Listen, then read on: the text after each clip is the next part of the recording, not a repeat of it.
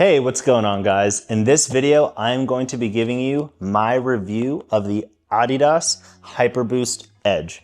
But before we go into that, let me flash up the specs here for you for the shoe. And then over here, and I'll also talk through this, a little bit more about me. So I am 5'11", I weigh about 195 pounds. My daily mile pace is anywhere between an 8:15 to an 8:45, and my tempo and threshold paces are anywhere between a 6:30 to 7 minutes per mile. Along with that, I am a pretty heavy heel striker with my right foot, and then I'm a midfoot striker with my left foot, and it's very apparent in the wear pattern on all of my running shoes. And then outside of that, I also run between generally 40 to 50 miles per week. And the reason I explain more about my personal stats is that I think it's very important to you all who are watching these reviews to understand where my experiences are coming from based off of my particular stats. Because, for example, a runner who weighs 155 pounds, they're going to be experiencing these shoes very differently than someone like me who weighs 195. Same thing for someone who weighs maybe even up to 240 pounds or heavier. And so it's always important to keep those things in mind. And also, it's not just the weight itself, but it's also the paces that we run at, because those things are going to determine the force that we're actually putting through the shoe. And especially when it comes to things like the heel strike, that are really going to inform how we all experience these shoes differently. So with that out of the way, let's talk through the question of the day. And the question of the day is, why does Adidas not focus on their uppers as much as other brands, despite a very common thing that I have seen, which is the uppers being the weak link in a lot of their shoes? And I've seen this in their shoes up to even things like their racers, like the Adios Pro series. I had the 4 and I actually ended up returning them. And one of the reasons was because the upper just did not give me a secured lockdown. And as I mentioned, especially when thinking of any of our running shoes, and especially when it comes to our racing shoes, if you have an upper that does not work well,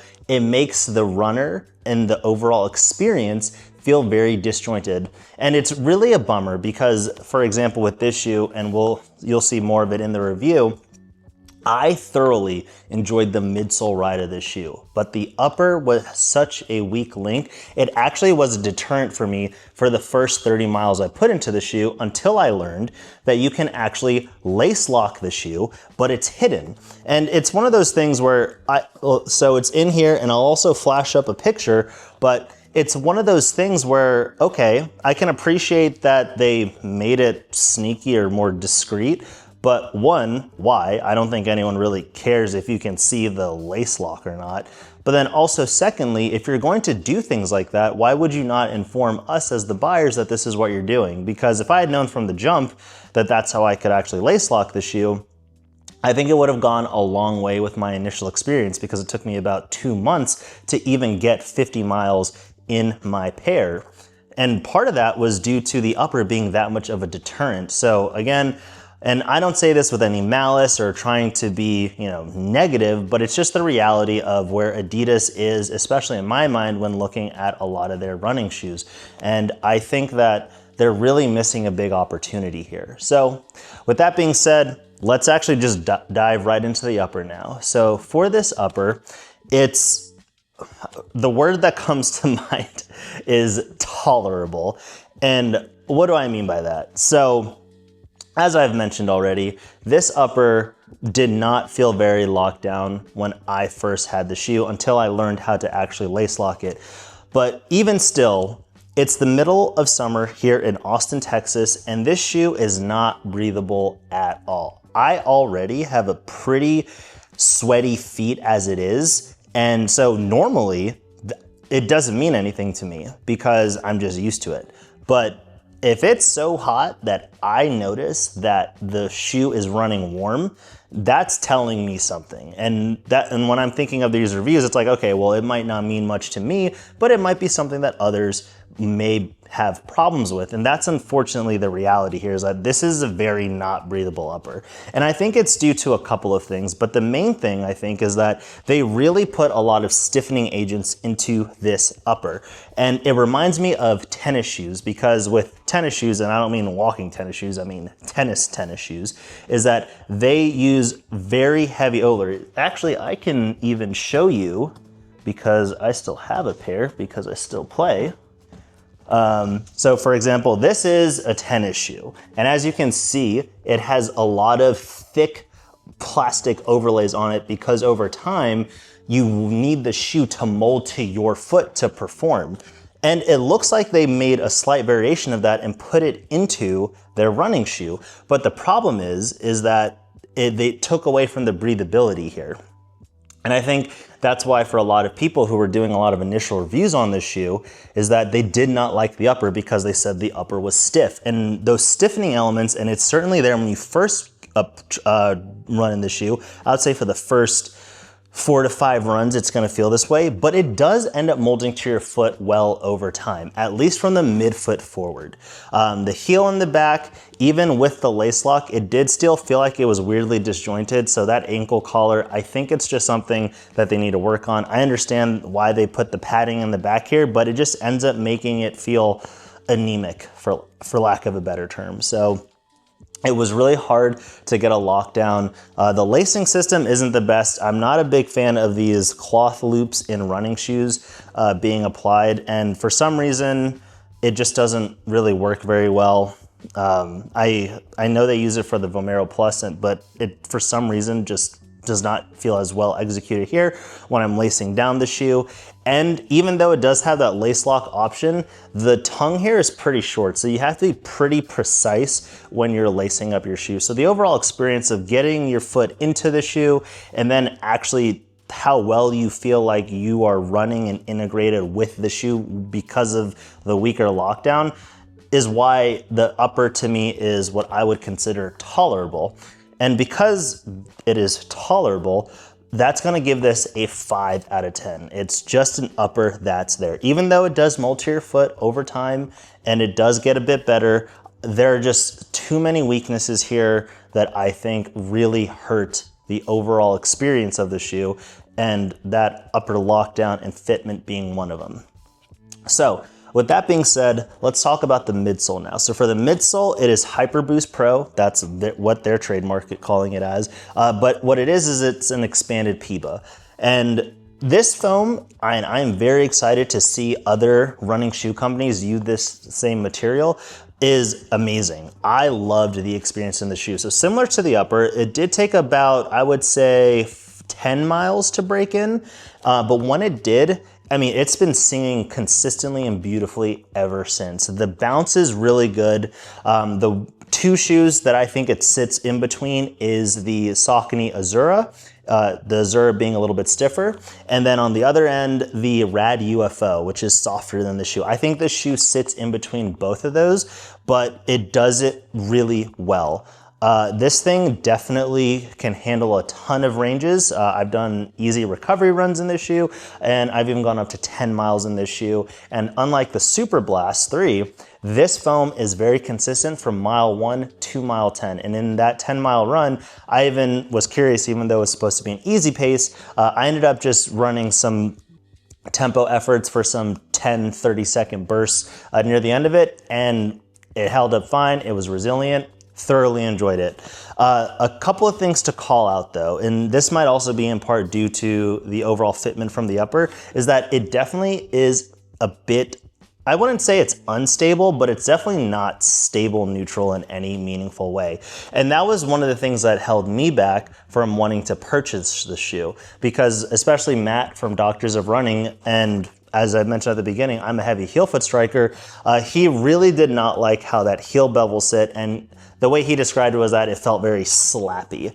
Now, for me, thankfully did not experience any of that slappiness, but I would say like the way I would phrase it would be, it was a bit jarring at times, especially if you're cornering or anything like that, like how I run through my neighborhood and I have to make some sharp turns sometimes. It definitely wasn't the best in that regard. So, and I think by the end of some of my runs, I did start fatiguing a little bit. And again, I think it's just due to the nature of it being a truly neutral shoe. And for someone like me, I generally prefer a more stable neutral shoe. So for example, if they had just like widened this midfoot, for example, I think that would have worked better for me. Again, I think that's just one of those things in classic Adidas fashion where they really focus on that bigger forefoot landing pad as if we all strike midfoot, forefoot. That's a topic for a whole other video. But so for my left foot, it worked completely fine. For my right foot, it definitely had some jarring moments. So I want to give this shoe though an 8 out of 10 because one, I think this foam is phenomenal.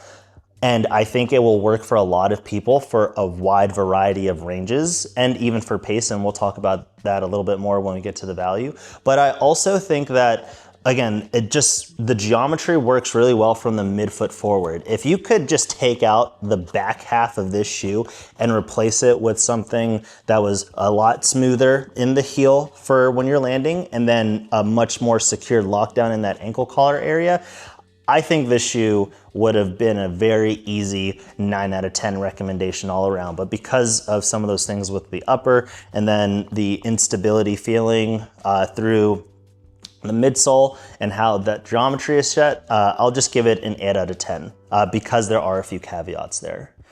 So now let's talk about the value of the shoe. So this shoe does retail for $200. And so when you start getting up to $200, we need to really start thinking about where the range sits. So as I mentioned before, when we're thinking of value and range is going to be miles, whether it's the miles you can do in one session. Can it do a long run? Can it do workouts? Can it do easy day recovery days? And then also, how does it actually handle paces? So can it also handle things like going up to tempo or threshold efforts? And honestly, I think it does do a lot of that stuff really well. It's something, for example, like as compared to the Rad UFO, I think the Rad UFO was the epitome of a premium daily trainer, and it came with that premium price tag. This shoe, I think, does it a little bit better because it is a little bit firmer. It has a little bit more resilience underfoot, especially when you want to pick up the pace for those longer tempo threshold efforts. And I was very pleased with it all around. As I'd mentioned, I've done easy recovery, long runs in the shoe. It covers that really well. I think the value is certainly there in that regard. But the one thing I think when it comes to the pace range is that I don't know if I would pick this shoe for sustained tempo threshold efforts. The only shoe that I can think of that's around that $200 price point is actually the Cloud Monster Hyper 3. And I think it's just because it's a little bit more resilient and a little bit firmer. And I think that really helps. And I also think because of its geometry, it can handle the heel striking, it can handle the mid to forefoot range. So especially as you start fatiguing over your workouts where your foot striking may change, I think it just handles that much better than this shoe. So with that being said, because of that overall range, but with some of that inherent limitation for those sustained efforts and at the price point, I'm gonna give this an 8 out of 10. So the overall score for this shoe is going to be a 21 out of 30 or a 7 out of 10. And I think that's exactly where this shoe fits, right? Like once we start getting to an 8 or 9 out of 10, I would say those are I would definitely recommend checking this out. A 7 out of 10 in this regard specifically is if you're curious and you want to try one of the newer foams on the market, I think it's worth trying out. I'm not confident necessarily that it's going to work for you as an individual, but at the same time, I think that if you can find this on sale, and I've definitely seen this for around $160 on Holabird, it's definitely worth checking out if you have space for it and you have the discretionary income to do so. And the reason I say that is because we should not be frivolous with how we spend our money. We all have responsibilities outside of running and shoes, so I always try to be sensitive to that as well. But I don't know, what do you guys think? Do you guys generally get along well with Adidas and their uppers and their overall midsoles, or do you think I'm kind of just overinflating the problem with the uppers just because of what's going on with this shoe here? I know overall the upper of the shoe was a big controversy for a lot of people. So, and unfortunately, it wasn't as bad. So fortunately, it wasn't as bad as some people said, but unfortunately, I did see where some people were coming from. So with that being said, guys, I hope you liked the video. If you did, please like and subscribe. And if you didn't, please let me know down below. I don't know if you've noticed, but I have a new video recording setup here. I have a mic. Someone had mentioned that the audio quality was not very good. So I just upgraded my equipment. So hopefully that makes the viewing experience better for you all. But I'm always open to feedback, so please let me know anything that you agree or disagree with. And I just want to get better for you guys. So I appreciate spending your time here with me today, and we'll talk soon.